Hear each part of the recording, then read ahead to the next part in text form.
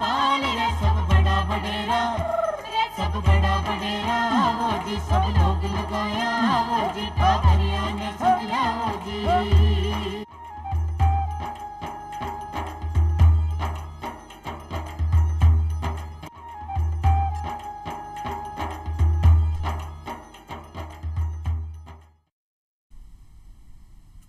चौपाल एक बड़ा सगला ग्रामीण भाई बहना ने राम राम सा भाई बहना ज्यादा चौपाल में यहाँ पर जीना नवा नवा विषय ले रहता है करा और सामठी जानकारी हासिल करा। उन्हीं प्रकार आज भी अपनी चौपाल में आप एक न्यारो निर्वल और एक नवादू विषय ले रहता है करस्या और खासा महत्व जानकारी हासिल करस्या।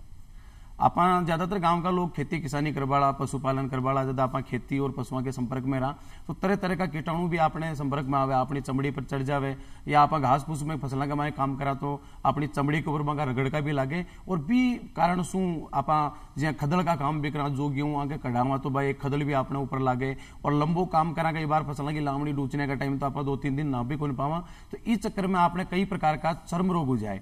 तो भाई बहना आज आप चर्म रोगों के बारे में और रति रोगों के बारे में जानकारियां प्राप्त कर तो आपनो आज को विषय है चर्म एवं रति रोग बाका कई कारण है वो बचाव किया करा भी को उपचार किया करा और भी की जानकारियां ले अपने बीच पधारी है डॉक्टर राम सिंह जी मीणा साहब जिका सवाई मान सिंह अस्पताल के मैंने चर्म एवं रति रोग की इकाई है बिका विभागाध्यक्ष से साथ में वरिष्ठ आचार्य भी है। तो मीणा साहब आप चौपाल स्टूडियो में घणो घणो स्वागत है सर। राम राम आपको भी।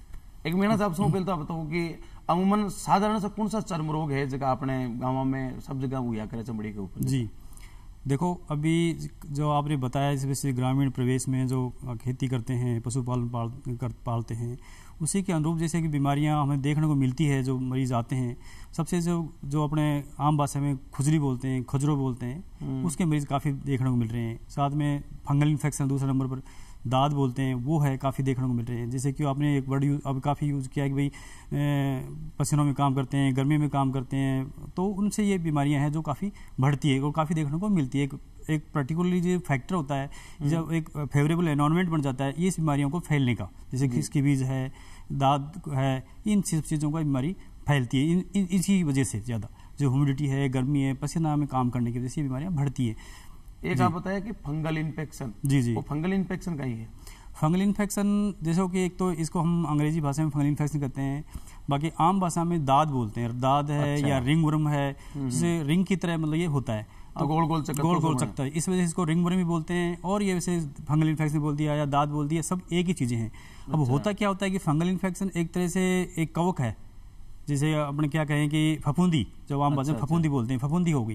फफूंदी आपने देखा होगा जैसे घर के अंदर जहाँ ह्यूमिडिटी होती है गर्मी में पसीना जो एक तरह से डैम्ड एरिया होता है मॉइस्चर जहाँ होती है अंधेरा होता है मॉइस्चर वह फफूंदी हो जाती है। जैसे आपने देखा होगा कि ब्रेड होती है कई तरह की भूसी रोटियाँ होगी ब्रेड होगी भूसा कोई कपड़ा हो गया जहाँ पर मॉइस्चर वहाँ पर फफूंदी हो जाती है। वैसे अपने शरीर पर भी फफूंदी का रोग लग सकता है।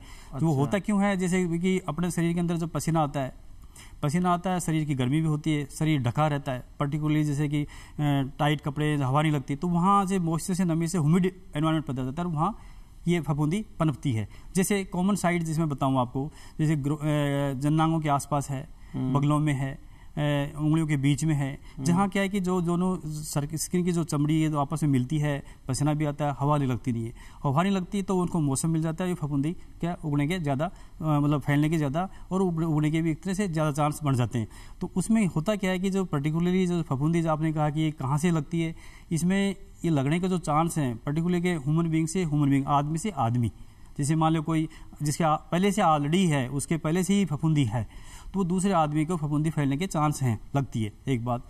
अब दूसरा है कि जो मिट्टी होती है उस मिट्टी के अंदर भी फफूंदी होती है मिट्टी से भी ग्रहण कर लेता है आदमी उससे भी लग जाती है। तीसरा जो कारण है जो अपने आम भाषा में जो खेती करते हो जो पशु पालते हैं जो कैटल्स हैं एनिमल्स हैं इनसे भी फफूंदी लगती है। तो 3 तरीके से ये सोर्स ऑफ इन्फेक्शन है जहाँ से फफूंदी लगती है। अच्छा अब इसके जो लक्षण हैं जो मैं बताना चाहूँगा भाइयों को कि इसके लक्षण क्या होते हैं कैसे पहचाने कि फफूंदी का रोग है या रिंग वर्म है जो दाद है जो आम भाषा में सभी बोलते हैं अपना। अब दाद का क्या होता है कि एक जैसे कि आपने बताया कि पर्टिकुलरली जहाँ ये दाद संपर्क में आता है मैंने कहा कि पर्टिकुलरली वहीं आएगा जैसे कि पसीना ज़्यादा आता है जहाँ हवा लगती नहीं है और शरीर की गर्मी होती है वहाँ ये ग्रो करता है। तो वहाँ जब ये पूछ गया किसी भी सोर्स से वहाँ पूछने के बाद में शुरू में एक तरह से दाना बनता है लाल दाना बनेगा पेशेंट को उसके दाने बनते ही इचिंग चालू होगी खुजली चालू होगी धीरे धीरे वो बढ़ना शुरू होता है।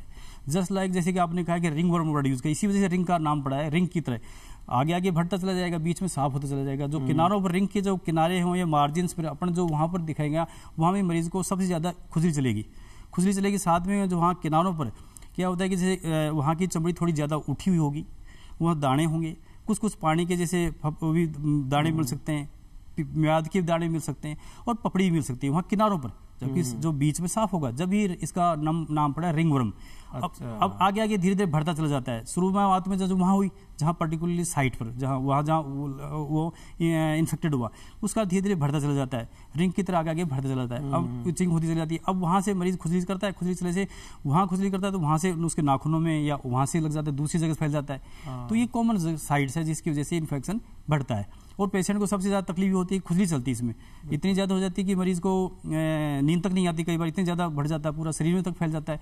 और घर में जो और मेंबर्स हैं, घर के और सदस्य हैं, जिनमें भी लगने के चांस हो जाते हैं, क्योंकि जैसे कॉमन टाउल्स है जो काम लिया है, कपड़े काम ले लिए, साथ सोते हैं, बिस्तर लिएगा, या कंगा है, कॉमन कंगा जैसे काम ले लिया घर के, जो कॉमन एक कंगा, उनसे सबसे फैलने के ज़्यादा चांस होते हैं परिवार के और सदस्यों में भी।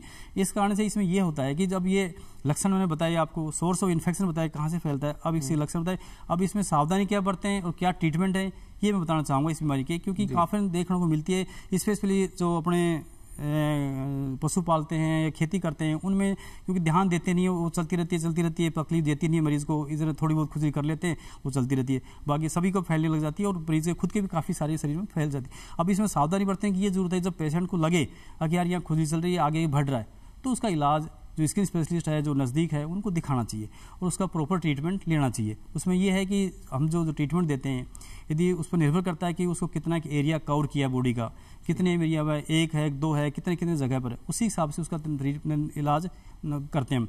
जैसे एक या दो जगह पर है तो हम उसको मरीज को देते हैं, वो क्रीम देते हैं, जैसे क्लोट्राइमोजोल क्रीम आती है, कीटोकोनाजोल क्रीम आती है, इसके अलावा पाउडर आता है, जो भी इलाज है, हाँ, वो हम उसका ट्रीटमेंट करते हैं एक बात। पर ये यदि शुरुआत में ही मरीज ले लेते हो तो उसका तो ठीक होता है, घर में दूसरों को भी फैलने के चांस कम हो जाते हैं, एक बात। फिर यदि ज़्यादा ही फैला हुआ है मरीज़ के, इतना ज़्यादा फैल गया कि मरीज़ को भाई काफ़ी तकलीफ हो रही, तो हम उनको गोलियाँ भी खाने की देते हैं, लगाने की देते हैं, साथ में खुजली नहीं चले एंटी हिस्टामिक्स वो भी देते हैं, जिसका प्रॉपर ट्रीटमेंट है। अब ये तो हुआ ट्रीटमेंट, लेकिन सावधानी क्या बरतें हैं, जैसे औरों को भी नहीं है और शुरुआत में हो ही नहीं, वो तो संक्रामक रोग है, जी जी बिल्कुल। इसके लिए सावधानी ये बरते हैं कि जैसे मान लो पहले किसी के है घर में, उसका एक तो ट्रीटमेंट प्रॉपरली, यदि उसकी हो चुका तो अपने जो कपड़े लत्ते अलग सेपरेट परिवार से, घर वालों से अलग रखें, एक बात। दूसरी बात है सावधानी ये बरते हैं कि आगे नहीं हो, औरों के भी नहीं है, और जिसका हो चुका वो भी सावधानी बरते हैं कि कपड़े ऐसे सूती कपड़े और ढीले कपड़े पहने, जहाँ शरीर में पसीना आता है वो जल्दी सूखे और एब्जॉर्ब भी हो जाए, है ना। हवा लगेगी तो जल्दी ठीक होगा और पनपे भी गिरने का, फफूंदी का रोग जो होगा, एक ये बात। दूसरी बात जो हो चुका है, इसके अलावा जो पाउडर है, जैसे एंटी फंगल पाउडर वो भी करते हैं, वो भी लगाए, ये थोड़ी सावधानी बरतें हैं। और अपना जैसे मान लो ऐसा काम, जैसे आपने बताया, अपने जो काम ऐसा करते हैं, दिन भर काम करते हैं, पसीना भी आता है, सब कुछ करता है, तो उसमें दिन भर 2 बार नहा लें, सुबह नहाते, शाम को दोबारा नहा लें, कपड़े बदल लें और दवाई लगा लें। लास्ट में कपड़ों को भी इस ढंग से काम करें भी, कपड़े तो धूप में सुखाएं और हो सके तो प्रेस करें, यदि हो सुविधा हो तो प्रेस करके कपड़ों में नमी नहीं रहनी चाहिए, नमी से मॉइस्चर से ही बीमारी बढ़ती है। अच्छा, अब प्रेस कर नमी भी कम हो जाएगी और सावधानी भी साथ में रखनी चाहिए। और वो एक रोगियन को है जो 5 आदमी में बैठ खुजली करते हैं, कुछ भी लगे, दूसरा के भी हो जाए, और बस चमड़ी जिसका बड़े बिनु गंदो भी लगे, संक्रामक रोग है, दूसरा रोग आजकल तो क्या है, कई बार ये देखने को मिला इस फफूंदी के बारे में, आजकल हमें देखने के ऐसे मरीज मिल रहे हैं, क्योंकि जो भी इतना टाइम भी नहीं होता और इग्नोरेंस समझो, जो भी है, जो आदमी जो मरीज है उसको सहता रहता है। अब उसके बाद में कोई बताता है साहब ये फला दवाई लगा लो, अब फला दवाई में कुछ भी हो सकता है, स्टेरॉइड क्रीम भी हो सकती है, कुछ भी हो सकती है, वो लगाने से आराम तो मिल जाता है तुरंत, लेकिन वो बीमारी और ज्यादा बढ़ जाती है, एक बार दब जाती है, क्योंकि स्टेरॉइड क्रीम लगाते से बीमारी तो बढ़ जाती है। डॉक्टर की राय लेनी चाहिए, प्रॉपर ट्रीटमेंट लेना चाहिए, जैसा उनका, ऐसा नहीं कि जो कोई बताए वैसे नहीं करना चाहिए, उससे क्या है कि बीमारी और बढ़ने के चांस बढ़ जाते हैं। और एक डॉक्टर साहब आप बताओ जी, कोई ऋतु या मौसम का भी हिसाब से भी रोग हुआ, भाई गर्मियों में अलग चर्म रोग हुए, सर्दियों में, बिल्कुल देखो, बिल्कुल आपने सही वो पूछा, मौसम के बदलाव से फर्क पड़ता है। अब जैसे अब सर्दियां आने शुरू हो गई है, सर्दियों की हाट शुरू हो गई है, उसमें अपने ध्यान रखने की बात है, कुछ बीमारियां तो कि ज्यादा सर्दी पड़ती है उससे होती है, और जैसे कि अपने इस एरिया में नहीं होती है, जैसे हिल एरिया में है, जहाँ पर्टिकुलरली जो बर्फ ज़्यादा पड़ती है, वहाँ कुछ बीमारियाँ होती हैं। अपने इस एरिया में, जो राजस्थान में, इस एरिया में कम इतनी ज़्यादा सर्दी नहीं पड़ती, लेकिन फिर भी कुछ बीमारियाँ जो पर्टिकुलरली जो सेंसिटिव होते हैं सर्दी से, उनमें बीमारी देखने को मिलती है, जैसे परनियोसिस बोलते हैं हम, चिलब्लेन बोलते हैं, इसमें क्या होता है कि मरीज को जहाँ सबसे खुला हिस्सा होता है, जैसे अपने पैर की उंगलियां हो गई, हाथों की उंगलियां होंगी, जो खुला हिस्सा है वहाँ पर बीमारी के जो साइन सिम्टम लक्षण नजर आते हैं। क्या लक्षण होंगे? जैसे पेशेंट को मरीज शिकायत करे साहब खुजली चालू होगी, वहाँ पर्टिकुलरली खुले हिस्से में उंगलियों में हो गई, जो पैरों की हाथों उंगली में खुजली के साथ में दाने बनना शुरू हो जाते हैं, सोजना आना शुरू हो जाती है। पेशेंट कई बार तो ये ज़्यादा खोल लेता है तो इन्फेक्शन हो जाते हैं, बैक्टीरियल इन्फेक्शन है वो हो जाता है, और विवाद वाली फुंसियाँ बन जाती है। तो यदि शुरुआत में ही यदि अपना एहतियात बरते हैं भाई, कई की जिनकी सेंसिटिव स्किन होती है, जो रिएक्शन टू क्या कहें कि एबनॉर्मल रिएक्शन टू कोल्ड, हम वर्ड यूज करते हैं एबनॉर्मल रिएक्शन टू कोल्ड, मतलब कोल्ड तो एक्सपोजर तो सभी होते हैं, लेकिन जिनकी स्किन ही मतलब शरीर ही एबनॉर्मल कर रहा है, एबनॉर्मल रिएक्शन कर रहा है कोल्ड से, तो उनको सावधानी बरतने की जरूरत है। और वो कई बार कहते हैं साहब मेरी पिछली बार भी हुआ था, इस बार भी हो रहा है, हम क्या करूँ दोबारा नहीं हो, तो हम उनको मरीज को हिदायत देते हैं, देखो अब सर्दी आना शुरू हो गई है तो आपको अपना जरूरी है सावधानी बरतें इसमें कि आपको खुला ठंडे हवा से ठंडे पानी से बचा कर रखिएगा। सुबह से हम जो घुनघुने पानी से कीजिएगा, दस्तानी पहन कर रखिएगा, उन्हीं कपड़े पहनिएगा जिससे आपको सर्दी से ज़्यादा एक्सपोजर नहीं हो। एक बात जब हो चुकी उसके लिए तो हम दवाएं बताते हैं, जैसे कुछ क्रीम बताते हैं, स्टेरॉइड क्रीम लगवाते हैं, एंटीहिस्टामिक देते हैं जिससे ये नहीं हो। एक सर्दियों का मैं देख पाऊँ आप सब बीवाइयां भी बहुत ज्यादा बटे जी। विशेष रूप से उसको खेती किसानी कर बड़ा है, रात में सिंचाई पानत कर रहा है, पानी का मैं नंगे पाँव खड़ा रहे, जूता पैर से कोई नहीं खराब हो जाए, तो बा लोगों के पास बीवाई फटे की बात कहीं। बिल्कुल जी साहब, देखो क्या होता है कि अब मैंने कहा कि सर्दी में ये बीमारियां होती हैं, जैसे आपने बीवाई फटना भी कॉमन हो जाती है, स्किन की ड्राइनेस खुश्की आना वो भी शुरू हो जाती है, क्योंकि स्वेटिंग कम हो जाती है। स्वेटिंग कम, शरीर के जो मॉइस्चर है नमी वो कमी होगी तो स्किन में ड्राइनेस खुश्की ये आना शुरू हो जाती है। तो एक बीवाई भी एक वो है कि जो देखने को मिलती है सर्दियों में काफ़ी। उसमें क्या करते हैं कि जैसे आपने बताया लगातार पानी में रहने की वजह से जो खेतों में पानी देते हैं और जो कपड़े धो देते हैं उनमें पानी, एक तो वैसे सर्दी की वजह से हो गया, तो ऊपर से और ज़्यादा पानी हो गया तो शरीर जो चमड़ी की नमी है वो चली जाती है, उसी चलने क्रैक होना शुरू हो जाते हैं, चमड़ी फटना शुरू हो जाती है। फटना होने के मरीज है उसका शुरू में ध्यान नहीं देता है, वो ज़्यादा तक गहरी चली जाती है तो इन्फेक्शन हो जाते हैं। एक समय बैक्टीरियल इन्फेक्शन है, इन्फेक्शन जब विवाद पड़ जाती है, दर्द होने लग जाते हैं, मरीज को काफ़ी पेनफुल होता है। तो उसके लिए ये सावधानी ये बरतें उसी टाइम से, जैसे कि अब लग रहा है कि ड्राइनेस, एक तो सिंपली नारियल का तेल की मालिश करें या कोई मॉइस्चराइजिंग क्रीम है वो मालिश करें, एक बात। दूसरी बात है जो ज़्यादा हो तो कोई एंटीबायोटिक क्रीम है जो बीच में गैप हो जाता है उन्हें वो लगवाएं, ठीक है। फिर थोड़ा बहुत खाने पाने ध्यान भी रखें इसमें, जैसे कि विटामिन ए का ज़्यादा रोल है इसमें हम देते हैं, वो करते हैं वो ज़्यादा वो लें। और अपनी खुले पैरों को नहीं रखें, मोजे पहने, टाइट मोजे पहने, इसके अलावा जूते पहने, चप्पल ये खुला कवर नहीं कर रखे खुले से वो, जिससे बीमारी के जो ज़्यादा उसका नहीं हो, खुश्की नहीं आई और मॉइस्चर की मालिश करें तो काफ़ी कुछ फायदा मिल जाता है उससे। फिर भी यदि फायदा नहीं हो तो दिखाना चाहिए उसको, ऐसा नहीं कि भाई इग्नोर नहीं करना चाहिए कि भाई ये चल जाए, ऐसा नहीं। यदि ज़्यादा तकलीफ हो रही तो दिखाना चाहिए। चल कटे हुए तो क्या करे सो खतरनाक दर्द ही कोई हुए कि जय फाटी नहीं बीवाई वो क्या जाने रोग पीड़ पर आई जी। और रोग को तो पहले इलाज कर ले सो बढ़िया। हाँ, शुरुआत में ही उसका इलाज ले तो बहुत अच्छी बात है, नहीं तो ज्यादा तकलीफ होने के बाद तकलीफ तो होती है, काम भी अपना सफर करता है और जाना भी पड़ जाता है। एक छोटो जी की रोग अगन राड़ जान अलप कीजिए जतन बदियां पचे बिकाड़ रोके रहे न राजिया। रोग, अग्नि और लड़ाई इन तो शुरुआत में ही आप कंट्रोल कर लिया तो कंट्रोल वैसे बाद में तो बड़ी समस्या। हाँ नहीं, बहुत अच्छी बताई, यदि शुरुआत में उसका इलाज हो जाए तो बहुत अच्छी। एक सर्दियों में आप देखा तो आपने जो चमड़ी फाट वो चमड़ी की एकदम सूखी सी बजाय होठ भी ज्यादा फाटे लोगों का जी इसके लिए कहीं करना चाहिए। हाँ, इसके लिए मैंने कहा ना अभी आगे में जो मौसम बदलाव होता है तो स्किन में खुश्की आ जाती है, और खुश्की आ जाती है तो मौसम के बदलाव से प्राकृतिक ये प्रक्रिया है, नेचुरल प्रोसेस है, उसके लिए जो जिनकी थोड़ी स्किन सेंसिटिव है, जिनकी ज्यादा ही फटती है, उनको ये है कि एक तो फुल बाजू के कपड़े पहने, खुली हवा में ठंडी हवा से बचें। फिर इमोलिएंट्स क्रीम है वो लगाएं, नारियल का तेल की मालिश करें 1 बार 2 बार, जैसे अपने शरीर की प्रकृति ज्यादा खुश्की तो 2 बार लगा लो। हाँ, 2 बार लगा लो, ये ज्यादा बेस्ट है। फिर भी खुजली चलती है तो एंटीहिस्टामिक देते हैं, करते हैं, या फिर ज्यादा तकलीफ हो तो डॉक्टर साहब को दिखाना चाहिए। और गर्मियों के महीने कौन सी समस्या? गर्मियों जी गर्मियों के हिसाब से क्या होता है कि जो बीमारी गर्मी ह्यूमिडिटी होती है, पसीना आता है, तो उसमें एक कॉमन देखने को मिलती है घमौरियाँ मरीज, क्योंकि काफ़ी उसमें स्वेटिंग होती है तो अपनी जो ग्रंथियां होती हैं, स्वेट ग्लैंड्स होती हैं, वो ब्लॉक हो जाती है। उसकी वजह से मरीज को काफ़ी गर्मी में काम करते तो प्रिकिंग सेंसेशन होती है, प्रिकिंग तो कांटे चुभते हैं। कई बार हमें शिकायत करते हैं साहब ऐसा आता है जैसे जो गर्मी में निकलता हूँ मैं काम करता हूँ पूरे शरीर में कांटे चुभते हैं, तब उसको पूरा देखते हैं तो कि दाने बन जाते हैं, बारीक ललवा से अपने दाने पूरे शरीर पर हो जाते हैं। जब पसीना ज़्यादा तो वहाँ ज़्यादा बनते हैं, पेशेंट दाने खुजली चलती है और साथ में प्रिकिंग सेंसेशन फीलिंग आती है।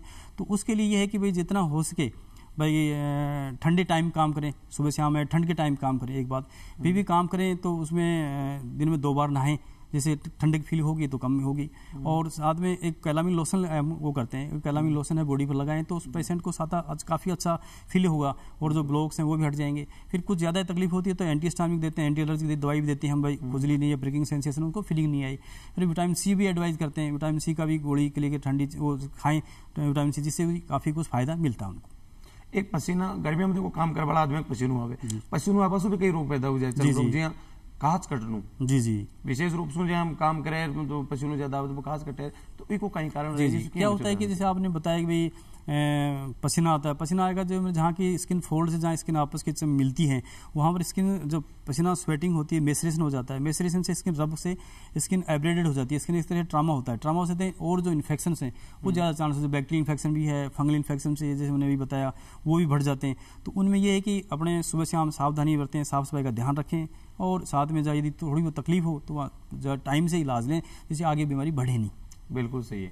अब बारिश के महीने भी देखो पानी चारों में नमी नमी रहे, कादो कीचड़ भी रहे और तो मच्छर भी ज्यादा हुए, तो ये बारिश का मौसम का महीना अपने कौन कौन सी चर्म रोग हो सके? जी जी। क्या होता है जो बारिश के मौसम होता है उस टाइम काफ़ी सारे जैसे ये पनप जाते हैं, जीव जंतु भी पनप जाते हैं, तो जो शरीर के संपर्क में आते हैं तो कई बार हमारे देखने को मिलता है कि भाई मरीज आते हैं साहब ऐसा कोई जहरीला जानवर तो नहीं काट लिया कुछ, तो कई बार ब्लिस्टर एक बीटल होती है जो इस पर जो काटती है, जो उसका पानी जहाँ जहाँ लगता है बॉडी के अंदर वो एक तरह से छाला बन जाता है, जड़े जैसे छाला बनता है, तो उसका मतलब ब्लिस्टर बीटल डर्मेटाइटिस कहते हैं। तो उसमें ऐसा देखने को मिलता है, तो ये हो गया। और एक जैसे कि जो ज़्यादा पसीना होता है, ह्यूमिडिटी होगी, बरसात होगी, तो ये फंगल इन्फेक्शन के चांस बहुत ज़्यादा बढ़ जाते हैं। ये भी है, दाद है, जो आपने एक बताया कि जो रागी कटना, ये सब ये ज़्यादा बरसात से, गर्मी से, ह्यूमिडिटी से ये सब इन टाइप की बीमारियाँ फैलती है, होती है। तो भी यानी कि बारिश के महीने भी आपके पूर्व सावधानी बचाव रखने से नहीं समस्या। जी जी जी। कहीं आज के चर्म रोग को कोई खान पान से भी संबंध है कि आप खान पान बदलाव करके आप बढ़िया चर्म रोग बच्चे? जी जी। देखो ऐसा तो कुछ स्पेसिफिक नहीं है, लेकिन ये है कि जिस शरीर के अंदर कोई कमी नहीं है, जो बैलेंस डाइट खाता है, नॉर्मल हेल्थ की स्किन है, तो उसमें स्पेसिफिक अलग से कोई लेने की जरूरत नहीं है। एक बात, जहाँ कोई डेफिशिएंसी है, पर्टिकुलर किसी चीज़ की डेफिशिएंसी है, मान लो विटामिन सी की कमी है, विटामिन ए की कमी है, उनको जरूरत होती है जो पर्टिकुलर लेने की, खाने की, अदरवाइज तो अन्यथा तो कोई इसकी जरूरत नहीं है अलग से कोई लेने के लिए। वो तो बताइए कि सावधान है, थोड़ी बहुत दिखाई दे तो डॉक्टर से तुरंत संपर्क करें। एक क्रोध रोग भी अगर साहब ये अचानक उभर रहा है, हाथ पर उगो या पग पर उगो या चेहरा पर भी हो जाए, और वो बिल्कुल बारीक बारीक से घूमने सी हुए, और वो किया वह कई कारण क्या होता है इसमें, जो क्रोध बोलते हैं, जो आपने क्रोध वो किया, आम भाषा में गांव में क्रोध बोलते हैं इसको, लेकिन क्या है कि ये एक्चुअल में जो हमारी मेडिकल भाषा में इसको हर्पीज बोलते हैं, हर्पीज जोस्टर। हर्पीज भी दो तरह का होता है, हर्पीज सिंप्लेक्स, हर्पीज जोस्टर। अभी हर्पीज जोस्टर क्या होता है कि जो अपने बचपन में छोटी माता होती है, उसी वाला जो वायरस है, बचपन में छोटी माता हो गई वो ठीक हो जाती है, लेकिन उसका वायरस शरीर के अंदर रहता है, डोरमेंट स्टेज में रहता है, इनएक्टिव स्टेज में पड़ा रहता है।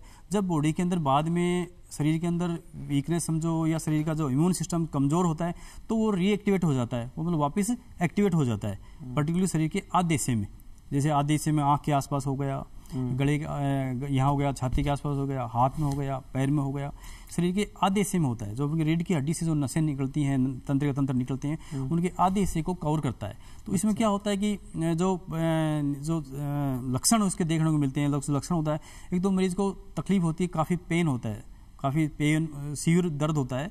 उसमें ये कहता है कि जैसे यहाँ हो गया हार्ट के आसपास, यहाँ राइट बाईं तरफ हो गया छाती में, तो मरीज कई सोचने लग जाता है कि मेरा हार्ट का दर्द तो नहीं हो गया। कई बेचारे मरीज जांच करवा कराते हैं, ईसीजी करवा कराते हैं, एंजियोग्राफी करवा कराते हैं, जबकि ऐसा कुछ नहीं होता, वो उसी की वजह से होता है। लेकिन इतना तेज होता है तो कई माइंड में वही विचार आ जाते हैं मरीजों के। साथ में फिर क्या है कि शुरू में दर्द होता है, दर्द के बाद में पानी वहाँ की ललवासा होता है उस एरिया में, और साथ में पानी के छाले, बारीक बारीक पानी के छाले ऐसे ग्रुप्स में बनते हैं, बिल्कुल ऐसे पर्टिकुलर उसी एरिया में बनते हैं, और वो ग्रुप्स में चलते हैं, ललवासा होता है, ग्रुप्स के पानी के छाले बनते हैं, आधे हिस्से में होते हैं, दर्द होता है। तो इनसे से अंदाज हो जाता है कि ये क्या बीमारी है, और उसका जो टाइमली जो ट्रीटमेंट है तो वहीं ले लेते तो आगे बीमारी बढ़ती नहीं है, उसका ट्रीटमेंट ले लेना चाहिए। उसी जब लगता है कि ये हो रही है उसी टाइम ट्रीटमेंट स्पेशलिस्ट को, जो त्वचा रोग विशेषज्ञ को दिखाकर टाइमली इलाज लें तो आगे बीमारी बढ़े भी नहीं, और उसके जो कॉम्प्लिकेशंस है वो भी नहीं हो, क्योंकि आँख के पास हो गई तो कई बार आँख तक इन्वॉल्व हो जाती है, कान के पास कान तक वो हो जाता है, काफ़ी दिक्कतें आ जाती है, और किसी के छाती पर हो गई, कई पैर में, तो उसके कॉम्प्लिकेशन होते हैं। ये टाइमली प्रॉपर ट्रीटमेंट लिया जाता है तो बहुत अच्छा रिजल्ट आ जाता है और ठीक भी हो जाता है, मरीज के कॉम्प्लिकेशन के चांस कम हो जाते हैं, कम से। कई बार डॉक्टर साहब यहाँ चर्म रोग जो विशेषज्ञ हैं आप जी का बेटा तो एक सुना के चमड़ी का माने एक बहुत ही एक दर्दनाक और खतरनाक रोग भी हुआ है लेकिन सोराइसिस बोलिया करे। जी जी जी। वो सोराइसिस कहीं यार की है आप क्या बता। जी जी जी। सोराइसिस क्या होता है कि एक चमड़ी की बीमारी होती है जिसमें जो पपड़ी होती है शरीर में, जो पपड़ी बनना शुरू हो जाती है, और पपड़ी भी इस टाइप की होती है जैसे सिल्वर कलर की, जो चांदी के जो कलर होता है चांदी जैसी एक कलर की होती है, सिल्वरी वाइट कलर की होती है इसकी। और जो शरीर के अंदर जो अपने पर्टिकुलरली जैसे कौड़ियाँ है, सिर में है, घुटनों पर है, कमर में है, ये साइट कॉमन साइट्स होती हैं और जो कि एक तरह से चमड़ी उठाव हो जाता है, चमड़ी के अपने शरीर की चमड़ी के लेवल से ऊंची उठ जाती है वहाँ की चमड़ी। साथ में वहाँ का जो मैंने बताया कि जो पपड़ी उतरना स्केल्स होते हैं वो सिल्वर वाइट के स्केल्स होते हैं। पेशेंट की तकलीफ होती है, इचिंग होती है और इस चीज़ का एक तरह से ऑटो इम्यून मानते हैं। अभी तक मान दें इसकी इटियोलॉजी तो अभी तक पता नहीं क्यों होती है कैसा, लेकिन जेनेटिकली है, ऑटो इम्यून है, इस टाइप के जो फैक्टर्स मानते हैं, ये इटियोलॉजिकल फैक्टर्स हैं जिसकी वजह से ये देखने को मिली है भाई ये वैसे हो सकता है। अब इसमें क्या होता है कि जो पेशेंट को जो ये पूरी धीरे धीरे अब इस पर निर्भर करता है कि किसी के ओनली सिर में रह जाती है, किसी के नाखूनों पर रह जाती है, किसी के पूरी बॉडी पर हो जाती है। इसे कई क्लिनिकल वेरिएंट्स हैं, कई क्लिनिकल पैटर्न्स हैं एक तरह से, कई जो डिपेंड करता है इंडिविजुअल आदमी से आदमी पर, आगे इसको कितने एरिया में कवर करी है, किस टाइप की है, कई बार बच्चों में भी देखने को मिलती है। तो सोराइसिस काफ़ी वो बीमारी है जैसे स्पेसिफिकली जैसे इस सीजन में आकर जो अब ये सर्दियों का सीजन में इसमें काफ़ी बढ़ जाती है, ज़्यादातर मरीजों में बढ़ जाती है।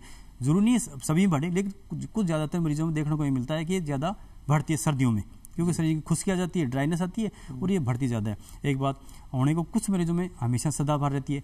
अब ये इसका कहीं को तो जैसे मैंने अभी बताया कि शरीर के एक हिस्से में रह जाती है, लोकलाइज रह जाती है, ट्रीटमेंट दिया ठीक हो जाती है, लेकिन कहीं की पूरी बॉडी ही कवर हो जाती है। और कईयों के तो ये होता है कि फफोली तक बन जाते हैं, जो पस्टुलर सोराइसिस बोलते हैं, पस्ट भी बन जाते हैं, पस्टुल जैसे कि विवाद वाली फुंसियाँ हैं वो बन जाती हैं। किसी के जॉइंट ये अपने घुटने हैं या जोड़ों हैं उनको इन्वॉल्व कर लेती है, उनमें भी दर्द होना शुरू हो जाता है। तो इसमें भी काफ़ी सीवियर टाइप की बीमारी है, डिपेंड करता है इसकी सीवियरिटी पर, इसके एरिया पर, उसी के हिसाब से हम इसका इलाज आगे करते हैं। इलाज को की प्रकार जो है तो जी जी बिल्कुल इसका इलाज है, बिल्कुल इलाज है, 100% इलाज है इसका। लेकिन इसका ये है इलाज कि टाइम से इलाज लेना, प्रॉपर इलाज लेना, क्योंकि इसका बीमारी का लंबा इलाज चलता है। ऐसा नहीं है कि आपने एक बार दिया ठीक होगा, ऐसा नहीं है कि लगातार टाइम से ले बिल्कुल ठीक हो सकता है। भाई आपकी बात भाई रोग को तो टाइम से हाँ जिसे आगे बढ़े नहीं और उसके जो कॉम्प्लिकेशंस हैं, उसके जो आगे जाकर विकार पैदा कर देते शरीर में वो नहीं हो। हाँ डॉक्टर साहब एक वो एक्जिमा कहीं पे एक्जिमा जी जी एक्जिमा क्या होता है कि एक तरह से जो बॉडी के अंदर जो भी कोई कांटेक्ट में एक्जिमा को हम पेशेंट जो कोई भी पर्टिकुलरली दो तरह से एक्जिमा को हमने डिवाइड कर रखा है, क्लासिफाई किया है कि एंडोजिनस एक्जिमा, एक एक्सोजिनस एक्जिमा। एंडोजिनस का मतलब होता है कि शरीर के अंदरूनी हिस्सों के में से एक्जिमा बन जाता है। अच्छा। क्या होता है जैसे कि इसमें एटोपिक डर्मेटाइटिस है जिसमें हम एंडोजिनस एक्जिमा बोलते हैं, जिनकी सेंसिटिव स्किन होती है।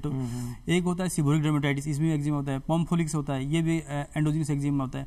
कुछ होता है कि बाहरी कारणों से, इसको हम एक्सोजिनस एक्जिमा बोलते हैं। इसमें बाहरी कारणों से जैसे मान लो पर्टिकुलरली कोई चीज़ कॉन्टेक्ट में आई, जैसे कॉन्टेक्ट एलर्जिक डर्मेटाइटिस होगी, कॉन्टेक्ट इरिटेंट डर्मेटाइटिस होगी। इसके अलावा सनलाइट का भी कोई फैक्टर होता है, कई बार इससे भी एक्जिमा बन जाता है। फोटो एलर्जिक डर्मेटाइटिस होगी, फोटो कॉन्टेक्ट डर्मेटाइटिस हो गई। ये इस टाइप की जो होती हैं जो भारी फैक्टर होता है तो इसमें ये इसमें जो लक्षण होते हैं एक्जिमा में क्या होता है कि मरीज को जो पर्टिकुलरली जहाँ एक्जिमा के लक्षण शुरुआत होती है वहाँ, या जो पर्टिकुलरली जो कांटेक्ट में चीज़ आ रही है एक्सोजिनस एक्जिमा में, वहाँ इचिंग होती है, खुजली चलती है। अच्छा। खुजली चलती है कि चमड़ी वहाँ लाल हो जाती है। लाल होने के बाद धीरे धीरे फफोली पड़ना शुरू हो जाती है, वेजिकल्स बोलते हैं, है ना। वेजिकल्स के बाद में और पेशेंट खुजली करता है तो वहाँ रप्चर हो जाती है, वो फूट जाते हैं, पानी झरना शुरू हो जाता है। पानी झरने के बाद में धीरे धीरे क्या होता है कि सूखते हैं तो वहाँ पपड़ी बढ़ना शुरू हो जाती है, पपड़ी बढ़ना जाती है, दांत की जेल तो हाँ धीरे धीरे आगे बढ़ता चला जाता है। ये तो उसके कई बार देखा है कि भाई उसके जो साइन सिम्टम है उसके अकॉर्डिंग टू साइन सिम्टम की हमने क्लासीफाई करती है एक्जिमा की, कभी एक्यूट है, सब एक्यूट है, क्रोनिक है, तो वो होता है। अब उसी के अकॉर्डिंग टू जैसे आपने किसी स्टेज पर आया और किसकी वजह से, उसी के इटियोलॉजिकल फैक्टर के अकॉर्डिंग टू हम उसका ट्रीटमेंट मैनेज करते हैं। एक डॉक्टर साहब आप ये बताओ कि असुरक्षित यौन संबंध बढ़ावा से भी चर्म रोग हो सके? जी जी। और तो कौन सा है की प्रकार सावधानी? जी जी बिल्कुल। सेक्सुअली ट्रांसमिटेड डिजीज आती हैं जिसको हम पहले वेनियल डिजीज बोलते थे, अब जो sexual transmitted disease word use करते हैं इसके लिए। तो इसमें काफ़ी देखने को सिफिलिस है।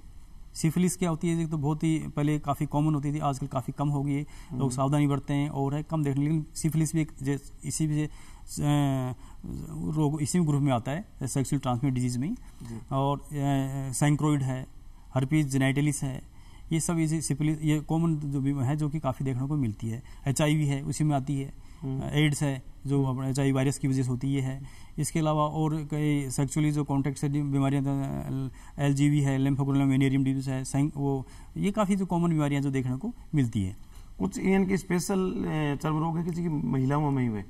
जी, ऐसा तो देखो ये तो जैसे कई बार देखा चेहरा पर छाया पड़ी है। जी जी, ज्यादा तो महिलाओं में ही हाँ, देखो ये बिल्कुल सही बात करें। देखो ये बिल्कुल जिसको हम मेलेजमा बोलते हैं, एक जो काफ़ी देखने को मिलता है कि मेलेजमा जो स्पेशली, हालांकि होने को तो मेल में भी होती है, पुरुषों में भी होती है, लेकिन स्त्रियों में कॉमन मिलती है, काफ़ी देखने को मिलती है। और स्पेशली जो गर्भावस्था के दौरान तो और ज़्यादा देखने को मिलती है। ठीक है, तो इसमें क्या होता है कि पर्टिकुलरली चेहरे पर स्पेशली यहाँ जो मिलार एमिनेंस है यहाँ पर है, फोरहेड पर है, मतलब माथे पर है, या ठोड़ी पर है, या अपर लिप पर है, यहाँ पर देखने को मिलते हैं। क्या होता है कि ये एक तरह से हाइपर पिगमेंटेड, या मतलब ये थोड़ा सा स्किन का कलर ज़्यादा कालापन दिखने लग जाता है वहाँ, और एक तरह से राउंडेड पैच बन जाते हैं। अच्छा, पैच पर्टिकुलरली जैसे एक तरह से राउंडेड पैचेस बनने जाते, उसमें पेशेंट को तकलीफ नहीं होती, लेकिन कॉस्मेटिकली पॉइंट से जो देखने के पॉइंट से भद्दा नजर आता है। ठीक है, अब इसको देखने, इसमें होती क्यों है, ये ज़्यादातर देखने को मिलता है क्योंकि तो जेनेटिकली ससेप्टेबल होते हैं, जेनेटिकली ही उनके ससेप्टेबल होती है। दूसरा क्या होता है कि पर्टिकुलरली जो सनलाइट में ज़्यादा काम करते हैं, एक फैक्टर होता है सनलाइट में भी की वजह से, मतलब दो की वजह से भी हो सके। तो भाई बहन, आप समय की भी मर्यादा में है, डॉक्टर साहब आया पधारे और अपन खास समय तो जानकारी दी इन वास्ते डॉक्टर साहब आप लोगों आभार। और आशा करा आज को कार्यक्रम आपने दाया उसी फिर मिलते हैं एक नए विषय के साथ। जब तक आप सगला सू राम राम सा। जी, धन्यवाद।